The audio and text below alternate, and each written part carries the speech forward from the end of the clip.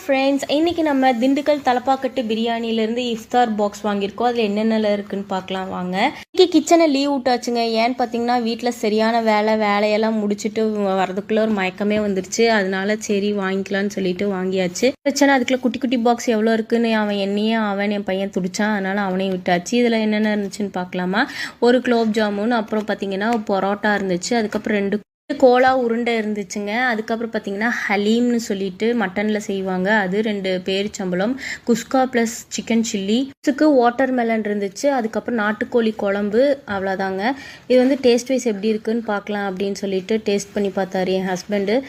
Taste wise பார்த்துக்கிட்டிங்கன்னா எல்லாமே வந்து செம்ம டேஸ்ட்டாக இருந்துச்சு. நல்லா சூப்பராக இருந்துச்சுன்னே சொல்லலாம். பட் ஆனால் ஹலீம் நான் இது வரைக்கும் சாப்பிட்டதில்லை. சரி இதில் ஃபஸ்ட் டைம் சாப்பிட்டு பார்க்கலாம் நினச்சி தான் சாப்பிட்டு பார்த்தேன். பட் ஆனால் அது எனக்கு பிடிக்கல. அவ்வளோதான். என் பையன் கோவமாக உட்காந்துருக்கிறான்.